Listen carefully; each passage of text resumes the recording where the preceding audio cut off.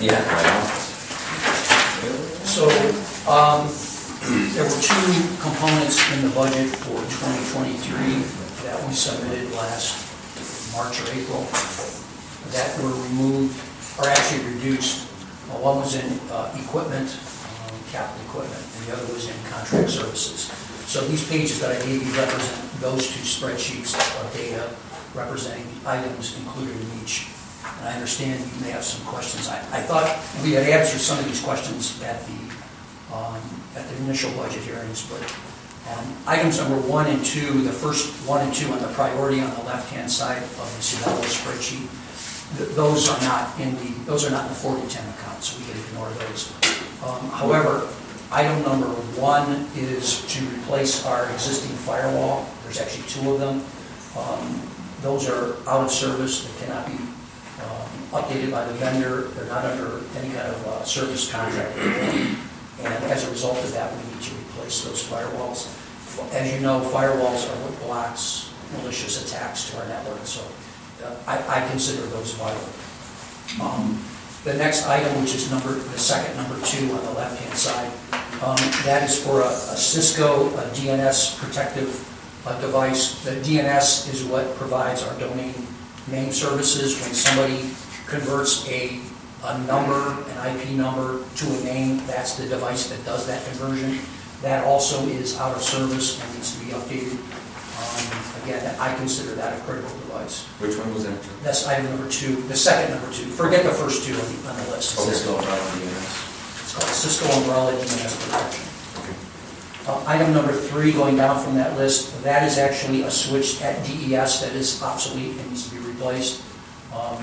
That's a normal issue. The problem with leaving these obsolete switches in place is they become vulnerable. They're no longer updated with service packs, so that they can't prevent unknown anomaly with that device so that an intruder can get in. I think that one has actually expired at the end of last year. Item number 4 is a switch in the telco center that converts a lot of the IP, voice over IP phones. That also is a critical device. That one is out of service as well. And then we have item 5, both in the Opera House, the telco room, and in the county home, we have some cabling that needs to be updated. The cabling is, as you know, categories of cabling change. It started at category 3. We're now above category 6. So we need to upgrade it. The county home, we were not intending to do that because we thought we had left that, but maintenance is in there now. So because they're in there, we need to update that cabling. That cabling is probably category 3. Which is not optimal. So there's 3 of those cablings that we need to do. Item number 6 is a actual firewall for Meraki's at post 2. That is also out of service. And then items 7 through 19 are all items relating to replacing 8 out of service servers. 8 servers that are beyond their life. They are all over the place. The servers, part of them do file management, part of them do some of our print management. They're just constantly being updated. Just like any other computer, these servers have life expectancies. We tend to update the operating system until the hardware can no longer support the update. That is why those servers need to be updated. And you'll see the quantities change because different servers have different memory requirements. So some will require 4 sticks of memory, some will require 2 sticks of memory. So you'll see some odd numbers in the quantity column. They're not always 8. One is 112. That's for the memory for these devices. Item number 20 is for these gatekeeper keys. We have got an initial order that we had used from last year's budget. However, we haven't implemented these throughout the county yet. We have to order about 600 of them to do the rest of the county. We haven't even started that yet. Does everybody in this building have that? No. Okay. There's about 120 countywide right Yeah, we're like spread very thin, and there was a manufacturing issue, so that worked to our advantage. But we have not. We need to get this order in order to go to 25 character passwords and have a gatekeeper only keep a 4-digit code for everybody. So we funded, okay, that was the 57.5, and then also there was a license part too that went with it, The right? license is recurring. The license is The recurring. hardware is. Yeah. So we initially bought, we signed the agreement with Gatekeeper, we got the initial, I think it was 150, 120. 120. We gave some to people to try. Gotcha, yeah. We deployed some in some offices, but we have to wholesale deploy these, or we're going to have But constant that won't cash. affect this bottom line number. No, that's, You know, what we talked about yesterday, we haven't released some of that funding yet out of this amount. No. Okay.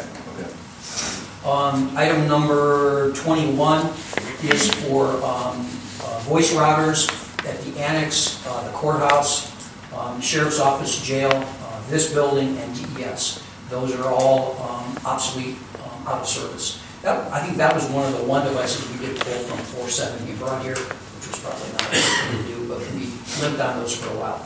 The last item is the finalization of the seed packs for going across the board to cloud-based backup services. So we're de-emphasizing tape backups. We're only going to tape back up certain critical devices, but we're no longer going to be doing tape backups, which require people to come in off shifts to start backing up computers and then archiving them in the Mac room in the old vault, which was the sheriff was there for a while. I don't know who's in it. There's a vault. That's where we store our tapes. It's a mechanical backup. Currently, we need to go to full cloud. And we have deployed some of that because we got money last year for it. I believe the commissioners are deployed. So we've got Adrian some files in the Yeah. We have slowly been implementing those across the county. Good. So that is the capital Okay. aspect of it. Yep. And then on the next page are all of the contract services. So I think, Tim, you asked me the question, how much of this capital is reoccurring? Right. That's a real hard question to answer because it depends. It depends on what new projects are on the horizon. Based on what we're looking at right now at this moment in time, about only 60% of this would be reoccurring. What I didn't take into account, however, is what's happening at the courthouse. So if the courthouse project goes forward, I don't have any money built into that for any updates to the courthouse So system. would they build that into their own budgets through the court? I mean, I know. Well, they probably would, Yeah. but there are some, we serve that. So we have to modify some of our equipment to serve whatever they put in there that's new. Okay. So I'm guessing their capacity is going to be increased.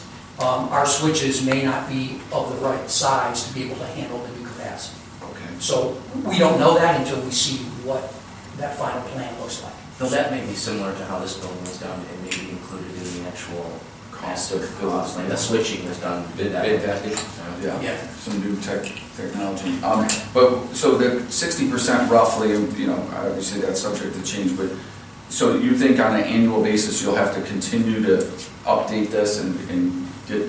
Yeah, every year there's going to be capital that's going to have to be replaced. Okay. It's like, you know, the county has computer fixed assets that have life expectancies. And as those evolve and as those life expectancies come to an end, we have to replace them. Mm-hmm. So like. Servers are the most costly. If you Right. look at the numbers.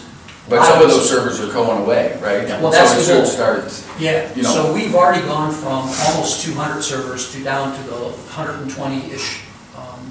And we like to get below 100. Okay. There will always be some servers, but we need to get rid of any server that is not necessary because every time that life expectancy comes up, we're paying that bill rather than right. just subscribing to a cloud service, and that's their problem to do. Okay. So yeah, that's kind of why it's hard to predict. The other thing that's hard to predict is, you know, we anticipated 470 being dark right now. For 3 years, we planned on, last June, basically terminating 470's connection to the backbone. What is up there right now? I mean, just for equipment? I know Everything, for it's fully lit. It has to be fully lit because we have people on both sides of the parking lot. We have people on the commissioner's side, Board of Elections still there. It's actually still there. They're just moving now to the county home. But across the street where the old Building 8 was, that's now being occupied by a senior center. They asked for Meraki's, which are wireless. We had to lamp it. We had to light it. Mm-hmm. So And I mean, I know there's a time frame, that is not a permanent situation. They're looking to move out of there. Yeah, but as far as, you know, plowing money back into that, the whole point of us getting out of there was to get out of there, right? So. And have some potential savings. Yeah, yeah. So what we did, when we originally conceived of this building going live in June of last year, we had signed an agreement with Spectrum where they could grandfather us. They said to us, hey, you're going to move basically your service to the new building, and we will give you a grandfather period. So we were able to keep it lit through December of last year for the Board of Elections under that scenario. We're on borrowed time right now. They just haven't turned us off. That's the problem. How long do we renew that contract? For a year, for 5 years, 2 years? I have no way of knowing. That's the great unknown right now. So consequently, we're not only having to light that building with internet and networking, but we have to have servers in place because BOE is still using servers, and we have to maintain those servers, and we need the switches and routers to be able to control those. So it's not a good scenario. It's not what we anticipated. We thought we would be tapering down, and I'm not seeing that happening. Because I'm anticipating that the Board of Elections is still going to be there for the May 2nd primary. At Guessing. this point, yes. Okay. I mean, what is the holdup that they're not moving? It's finalizing the mediation agreement. And then they can't move within 120 days of an election.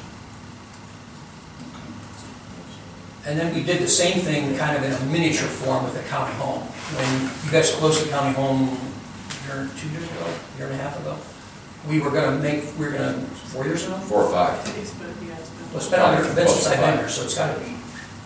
It was gone before I got here. Was it? Yeah, Okay. technically. So we were going to make that dark, and now we're relighting it because Glenn is moving in, so hence we're throwing money at it that we didn't anticipate. I think the message is, you know, every budget submission is a snapshot in time, and it's never ends. As soon as you provide that time frame, things change, and we have to adapt to it. So some of these things are just things that come up. I mean, changes in the plan. Yeah, exactly. And the way I've looked at this, and I just want to take a minute to thank you for taking the time over the last few weeks to kind of walk me through this and give me a tour of all the equipment that we do have, and then talking about the future of where you'd like to take this. This, to me, this request, when you say it was taken out of the budget, it may have felt that way, but to me this is a kind of a capital improvement project, the backbone investment to go leaping forward. Now, will your budget requests in 2024 and 2025 be different? Probably, nothing's getting cheaper. But this is somewhat of the big step to go in that direction. And my question was always, what's permanent versus one-time investment? And you've helped me, kind of answer that. I think this capital, though, different than, I think, where I see the investment is being significant for the county is not really in capital. I mean, these things are going to happen no matter what. Okay. Servers are going to get old, and you're going to have to replace them. Right. And that's the bulk of this. Walls are going to get old, you're going to have to replace them. I think on the next page, when we talk about contract services, that's where the investment is being made. Yeah. That investment is what's going to reduce your server count to be able to throttle this expenditure in the future. And that's the kicker That's to all what you this. said. Yeah, because there should be a payoff to this, right? Yeah. We're going, Exactly. there's a return. So, these weren't removed from the budget, they were reduced from, the capital was reduced from 577 to just about 57,000 bucks. It was cut by about 517,000 bucks. The second page, under the same was done with contract services. So where we asked for contract services, 460,000, we got a small component of that. So the 460,000 are made up of the items on the second page. And those are primarily centering around cyber, all things cyber. Whether it's licensing, whether it's renewable contract, or whether it's moving existing systems to cloud-based for cyber protection. Probably the most dominant of that is New World. So as you know, we're running a 10 or 11-year-old product, and it's going to change. And I don't know that 11 years ago they ever even considered cloud-based, and probably back then they were not fond of cloud back then because of the vulnerabilities. That whole market has changed. We are going to have to invest another $150,000 to move to the cloud, but once we do, the front page load of all those servers, we have eight servers running Newark right now. And so we'll be able to eliminate those. So actually, if you look at the price tag, that is exactly the quantity of servers we're asking for. Actually saving. That's a ton of them. Yeah. So is it going to make our server count go to zero? No, it's going to take 8 off the list that don't have to be And those replaced. are the big ticket, yeah. Now, you're going to offset that by paying a little more for a cloud-based service, but you're cutting people, you're cutting equipment. Exactly. It's a better deal. Yeah. So that's why you have to look at the two kind of together, and you can't do one without the other. So the bulk of this is our cloud-based services for our backups. CrowdStrike, which is endpoint protection. So CrowdStrike is what resides on the end workstations that looks for nefarious programs being installed. And that's in place now. It is. Yeah. It And is. that 97 is. That's why I said, yeah, and this list is 100% removable. Okay, yeah. There's usually a small inflationary factor built in as well. I don't see this list going away because you have to do it every year. Yeah. That's the disadvantage of the cloud, just like buying Windows. You used to be able to buy a CD, you ran it until it broke. Now you pay every year. But you, like you said, employees that are maintaining that other, if you did it the other That's way, right. and you've got payroll and everything else that goes Right, along with that, so, yeah. So those are the two components. So the budget, over the last, let's say, I don't know, 2-3 years has increased, slightly, every year. But this, what do you perceive going into, and I'm not gonna hold you to it here, but, say 2024, 2025, do you think, with these additions? I think we're at the summit. I mean, where are we at right now? I think we're What's at the the summit. budget? I think we're at the summit. What's the dollar amount? Total budget? Yeah, It'll be what? because it's like 2.1 now or Around something. 3. And then this additions? Yes, right now. it's About 3, and that's with the 4 additional employees, so we're looking at, like, say, another $250,000? 3 additional. Or 3 additional employees, okay. So roughly the budget, just so everybody's clear, is will be potentially about $3 million. And then how many employees? It wound up being 14. 14 employees, okay. I guess it depends on. Well, you got the auditor one, so we have to do a convert. Okay, I've hired 2 auditor IT interim. okay.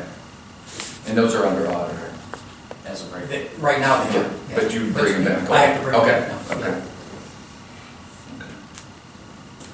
Okay. No, that's good. I think it's good for everybody to, and I appreciate you giving us the details to it, so we're all, on the same page. We play a role in this process, we're the funding part of it. You guys are the technical part of it. Obviously, Frank, this is what you're doing. And I think this has been underinvested for years. We're in a large way, we're hitting this at a good time because IT's changing in the last 2-3 years. It's really fast forwarded to this cloud and getting away from this server thing, so we're kind of hitting it at the right time, but we're also playing catch up, I think, from some standpoint. We're having to put a larger investment to get into that. We had talked, Chuck, about the possibility of being able to use ARPA funds to help kickstart this and fund this. Yeah, we looked at it, and ARPA does have a cyber component, and that's certainly something that can be looked at. My worry is, I think there are, and I'm offering this respectfully, I think there's other options for you with ARPA that at the end of the day give you exactly what you're looking for. I mean, you can use ARPA for safety forces with none of the strings and qualifiers of, for example, if we use ARPA money, everything has to follow a federal procurement standard. We haven't vetted all this for federal procurement standard. That could take months. If you use it for safety force salaries, none of that's required. And basically then salaries that are currently being deployed for that. Yeah, we have all kinds of different requests for ARPA funds, that's not a problem, but I thought we were thinking maybe being able to use some of the security stuff you were thinking. You can, but we have to make sure then that each of these are vetted for the procurement requirement, Mhm. because those are not exclusions. They're not excluded purchases. Saying the process may. We're Far probably, outweighs this the may be a savings we would 2024 get. initiative. Okay, Yeah. I just, this was not something that was perceived under the ARPA structure when it was originally proposed. okay. But I- to that point, I think you have available right now to consume all of your ARPA money through safety force salaries. We're spending $9 million a year in safety forces. You do that for 2 years, and you spent all 18 million. Yeah. there's And lots of then different that just ones. becomes carryover for the general fund to use for whatever you determine to be required. Mhm. I think that's a cleaner approach, and it has no string other than the requirement of safety. Well, thanks for coming in. Yep. Long time coming to upgrade this, so appreciate it.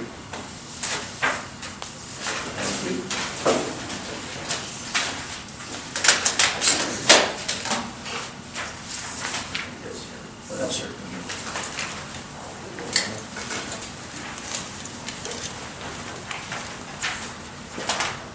I'd like to bring up the topic of resource officer in this building. It's a lot of, we have 240 employees here, job and family services and things like that, and a lot of buildings like this have a resource officer. So I'd like to make a motion to have the sheriff's department have their system come in here and control it, and we just add to their budget, and then they take care of the resource officer here for 10 hours a day. So that's my motion, and not to exceed $150,000 a year.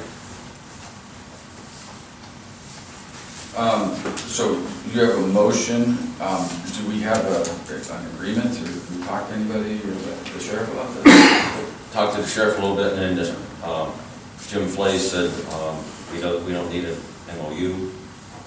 Jerry, could you elaborate on that? Yeah, I had talked to the sheriff and Deputy Rowan a little bit about this, and we were about 123,000 for the deputy. Maybe that was based on 40 hours, but when we were looking maybe do 50 hours, do 7 to 5 instead of 8 to 4:30.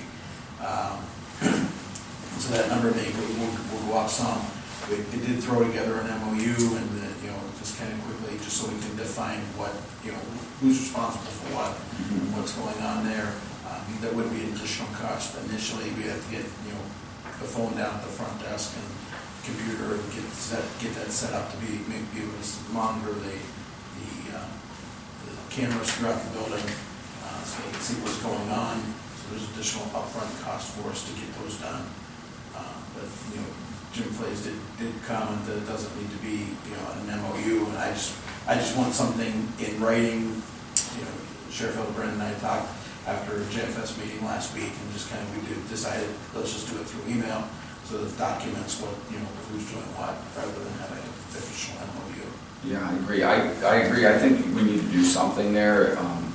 Just the other day, there was an issue out in the lobby or outside, and I think Deputy said it'd be called in. So I believe, having that just sitting there vacant, empty, is not the answer, but I would like also to be a clearly defined responsibility of what's going on there. Obviously, we just don't want somebody just sitting there burning time all day either. I don't know if there's a way to do, dual purpose there, where they're doing,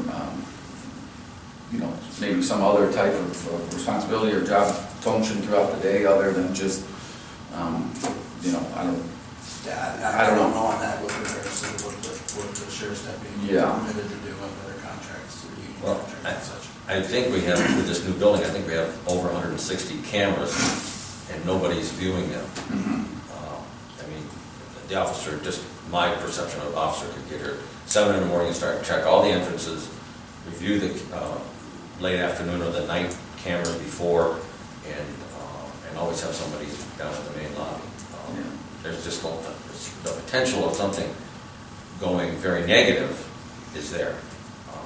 No, I agree. That's my concern. I agree. And, until it's needed, nobody thinks they need it, right? But once that then happens, then everyone will be asking why you didn't have somebody there. And Scott, what's your impression, or what's your take on all this? I mean, I know you do it at the courthouse, which is kind of a different animal there, but in today's day and age, I know with Job and Family Services here, with Child Protective, you know, custody and all these different things happening in this building, what do you think? Well, Jerry and I have talked, and that's what needs to happen. We need to get a computer down there, we need to get a big monitor so we can monitor these cameras. We need to get a phone so that somebody can call. I mean, you've got these emergency buttons around, but they don't go. I mean, Yeah. they're not going anywhere. Right. And we're going to keep them busy. I mean, that's the idea. And maybe, you know, they're going to walk around once in a while or whatever. I mean, it can be a fluid thing. We'll figure it out. But the idea is when you walk in that front door, they're going to see a deputy. And that's going to maybe change your mind whether you want to do something. Agreed, 100%. Yeah. Right. So I think it's a good thing. And we'll figure it out. We'll make it work. Okay. So let me ask you, is it going to be a situation that we're going to have where people are going to come through a metal detector, or what's the foresight on this? And it's just, because at the end of the day, somebody walks past the deputy with a, firearm in their pocket and comes up here, it's like, what's the checks and balances other than, having that? I mean, there's got to be a process that makes sense. What's your thoughts, Scott? I mean, as far as that, because, we've got 3 floors here, so it's just, just coming by and, saying, hey, where's the 3rd floor? And the deputy says it's upstairs, and he walks in and something happens, or, so I guess at the end of the day, we should have something that's got to be sensible. And I know your concern, Jim, that brought this up is that, someone supposedly had a firearm in the building. And, so if that is the case, then it's got to go above and beyond just the deputy, because that's not going to solve your problem if somebody's just going to walk past and still be able to go into Jobs and Family Services or come and visit you or something. We got to have it make sense. I totally agree with you, Ralph. But I think this could be phase 1, and maybe in 2-3 months we'll have a metal detector there as well. I like that idea. I mean, what's your thoughts, Scott? I mean, I know that we've had this issue with the auditor's office. I remember, frankly, bringing that up. Remember that he was just, and I look at it over at, because that's the other thing too, is when you got a prosecutor's office, basically the elevator opens up right to the front door of the prosecutor's office, correct, Chuck? And as far as for your office, there's still, and this goes right back, and I'm not going to beat this dead horse, but it just goes right back to my whole thing of, we would have done this kind of in that systematic way of phasing this out, we would have had, the facility that would have had the ability to have reduced our funding to have good security that would have covered multiple offices if we would have consolidated in a different manner. But what we're going to end up doing is it's going to be a big undertaking of cost. We're going to have, because I guess my feeling is if we're going to do it here, then why isn't the prosecutor's office and the auditor's office have a plan in place for them also? I mean, Chuck, Frank, you could comment on it too. Do you follow what I'm saying? Well, I think you're right, but we do have different draws from the public. This building tends to draw a lot more public participation. Right. Mine is a little different. I am concerned because I do have board meetings, BOR and Budget Commission, where it is open to the public. Right, and it could get heated. Yep. Somebody comes in and they're upset because, they're getting gouged on taxes and they feel that this is wrong, and all of a sudden, we don't use the word gouge, but yeah,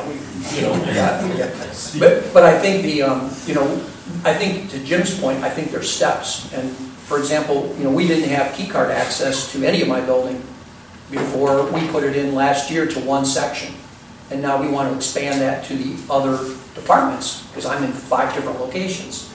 I think those are baby steps. You take key card access, at least gives you some protection, except when you open it to the public.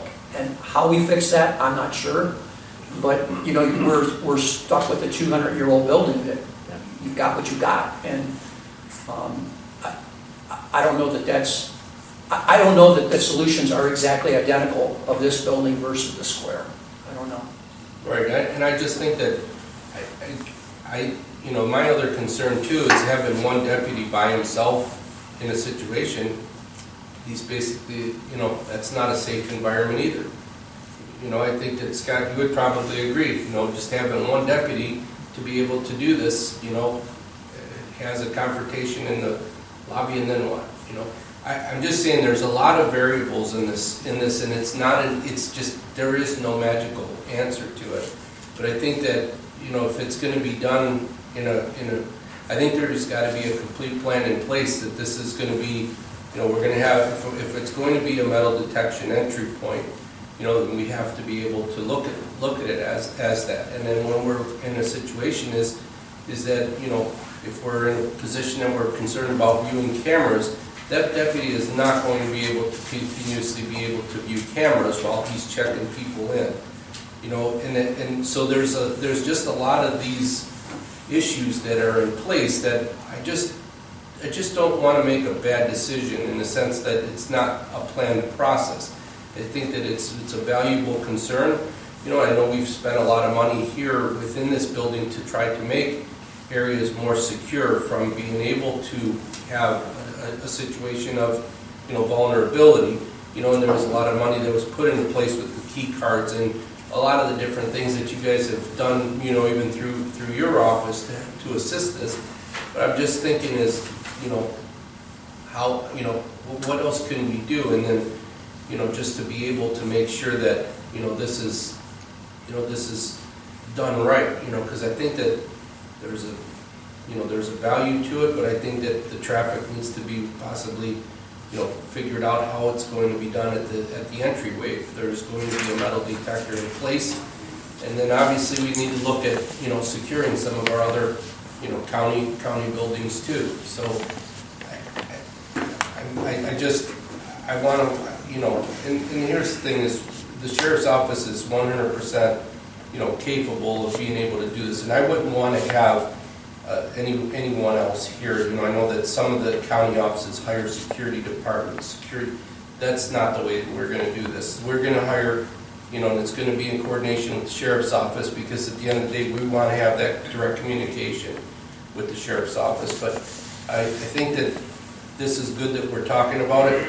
But, you know, you know, Sheriff, do you agree? I mean, do you think that we should try to lay out some kind of like a plan with what we do, or do we just basically just start to put somebody down there? And then the other thing too is manpower availability. Is it going to be, you know, did it take you a little bit of time also to be able to readjust for that?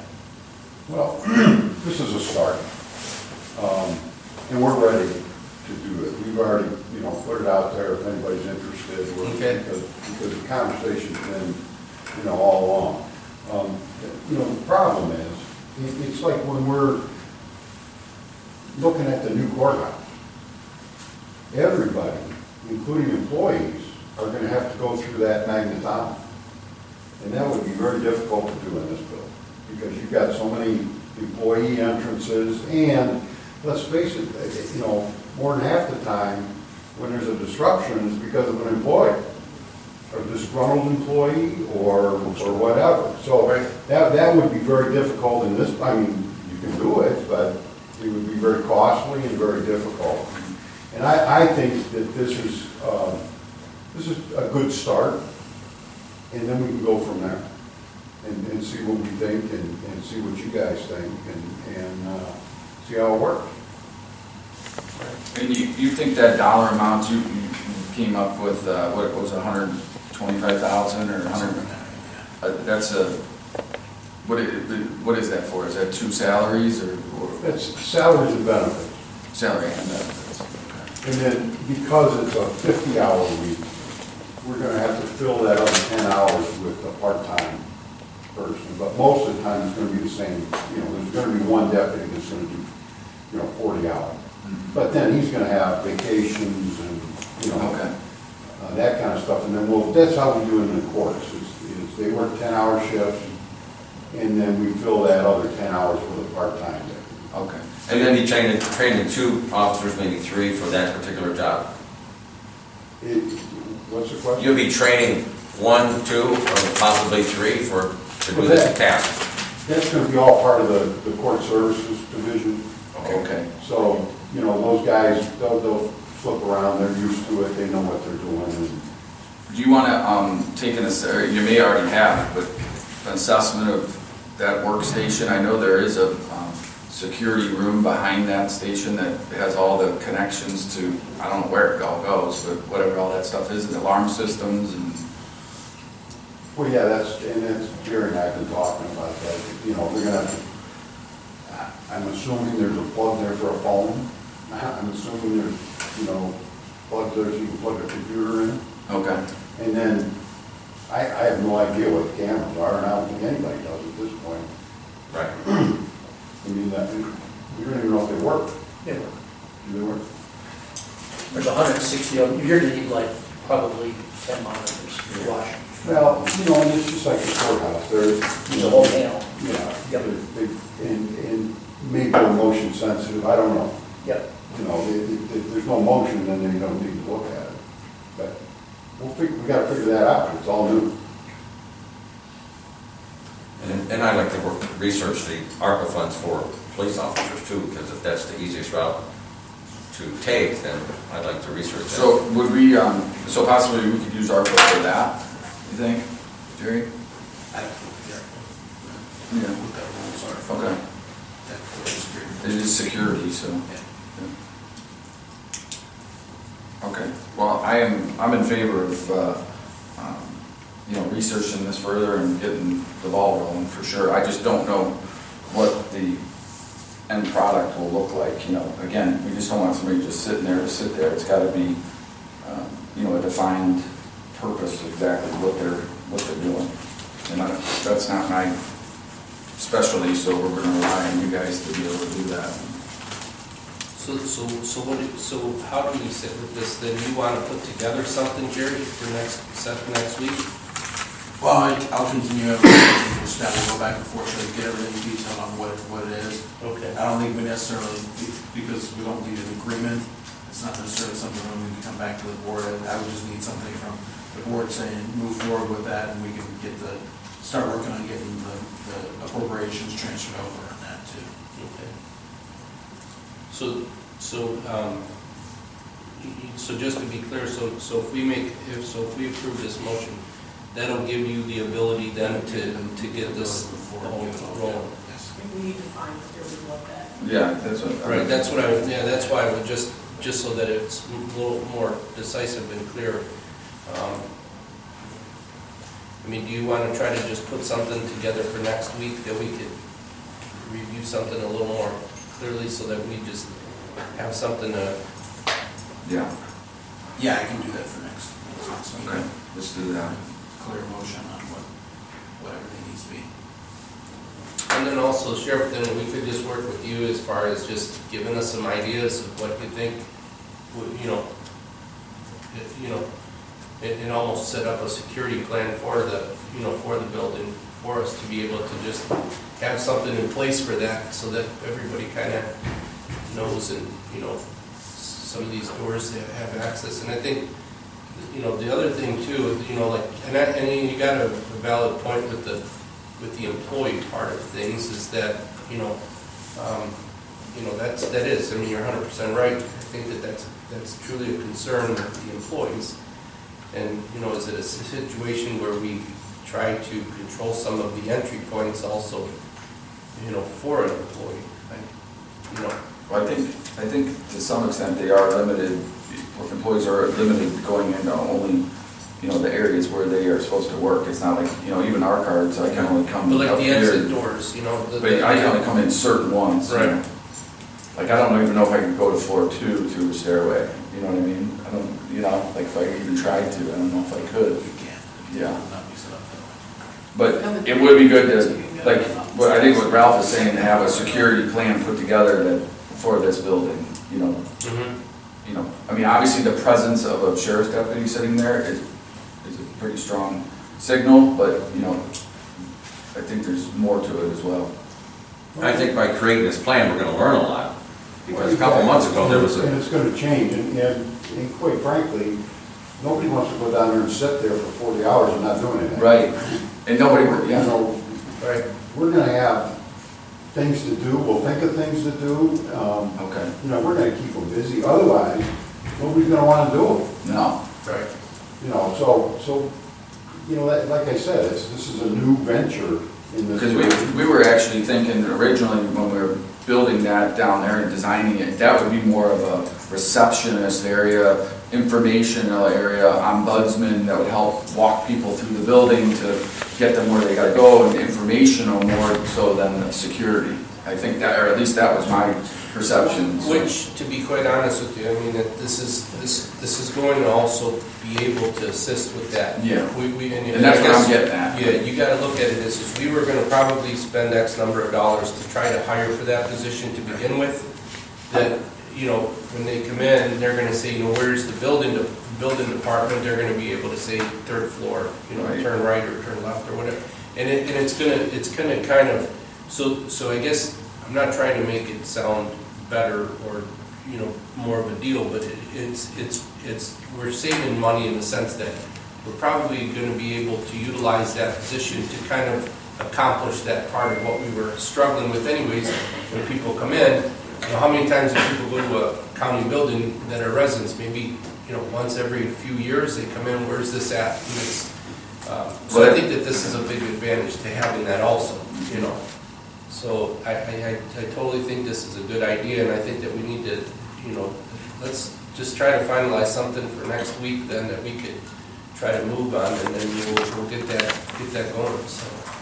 All right, we even been approached by Destination Jogga that they'd like to have a flyer station down there, but I told them, me personally, that I wouldn't want anybody down there without a resource officer, someone with a uniform and a badge and everything else.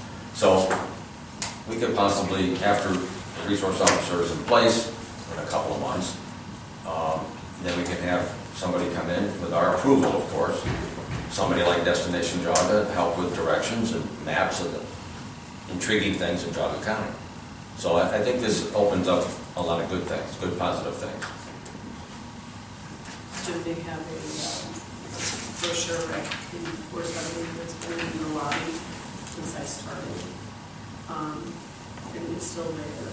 Okay. So I don't know if that's something that she was actually like referring to, like moving that one over here into the area. I'll follow up on that. Because it's a brochure rec for all the businesses that are part of Destination Jogga, that are members, and they actually keep it stocked. They come in and they swap stuff out and update the brochures and that kind of stuff. And currently, it's still in the lobby at our office at 470. Okay, I'll follow up on that. Thanks. All right. Well, I think that's good. We'll get that accomplished. thanks, Scott. Okay, motion to adjourn. Second.